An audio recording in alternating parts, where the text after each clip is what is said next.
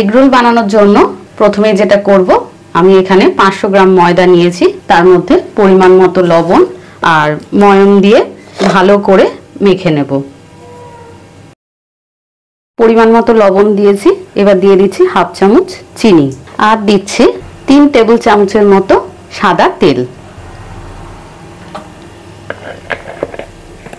আমি সব উপকরণ ময়দার সাথে খুব ভালো করে মিশিয়ে নেব। এইভাবে ডলে ডলে মাখবো, তাহলে তেল ময়দার সাথে ভালোভাবে মিশে যাবে। উষ্ণ গরম জল দিয়ে আমি ময়দাটা খুব ভালো করে মেখে নেব।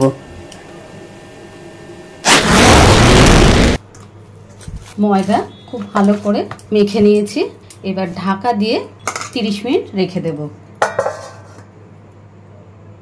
ময়দা মাখা হয়ে গেছে, 15 মিনিট রেস্টে রেখেছি। ততক্ষণ আমি এগরোলের পুর বানিয়ে নিচ্ছি।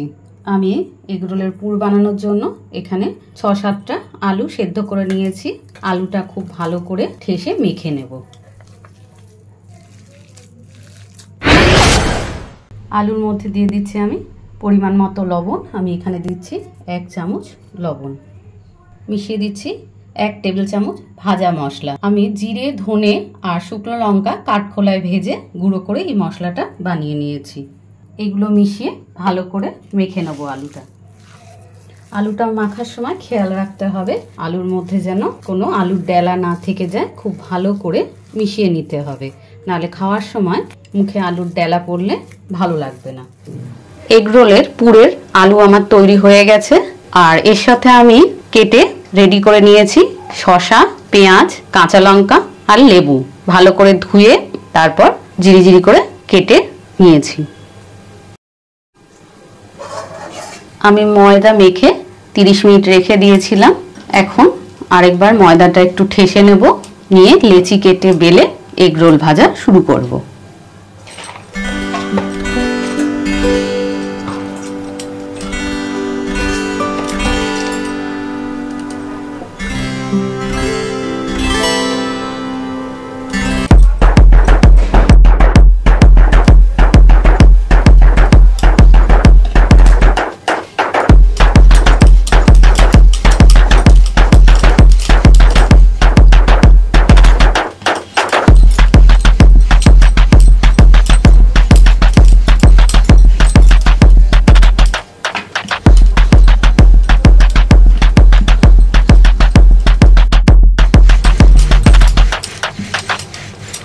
এগরোল বানানোর জন্য আমি ময়দা মেখে তারপরে সেটাকে বেলে নিলাম।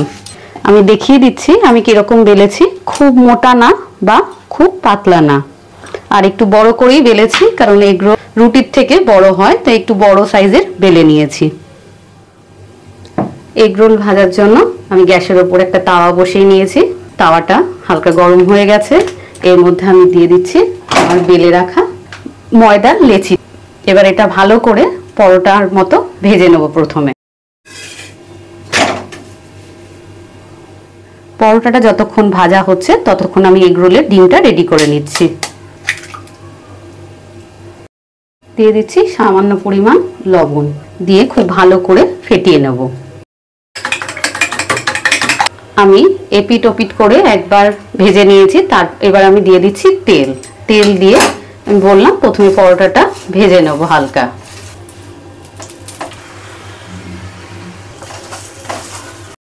হালকা করে পরোটা ভেজে নিয়েছি।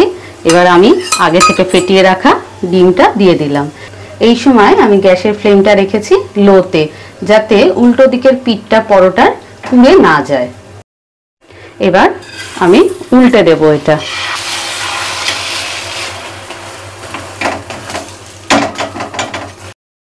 এবার উল্টে পাল্টে পরোটাটা আর একটু ভেজে নেব। ডিম যাতে কাঁচা না থাকে সেদিকে খেয়াল রাখতে হবে।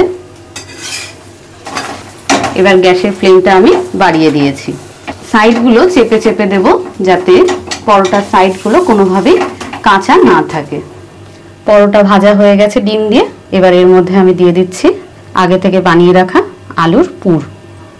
আমি একসঙ্গে আপনাদের এখানে দুটো এগরোল বানিয়ে দেখাচ্ছি। আলু দেওয়া হয়ে গেছে, এবার একে একে দিয়ে দিচ্ছি আমি পেঁয়াজ কুচি। এবার দিয়ে দিচ্ছি শসা কুচি,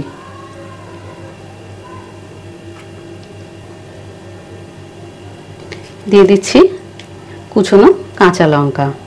এটা যারা ঝাল পছন্দ করেন না তারা দেবেন না, বা বাচ্চাদের জন্য বানালে দেবেন না।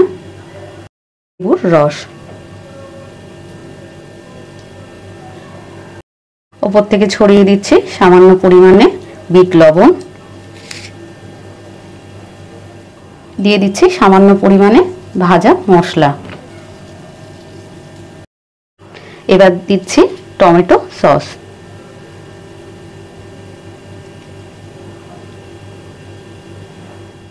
দিয়ে দিচ্ছি চিলি সস।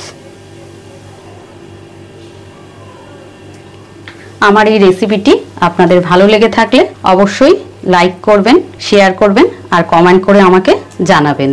যারা এখনো আমার চ্যানেল জাস্ট যাবো সাবস্ক্রাইব করেননি তাদের কাছে অনুরোধ, অবশ্যই আমার চ্যানেল জাস্ট যাবো সাবস্ক্রাইব করবেন নিত্য নতুন রান্নার আপডেট পেতে। আজ এই পর্যন্তই, আবার দেখা হবে একটা নতুন রেসিপির সাথে। নমস্কার।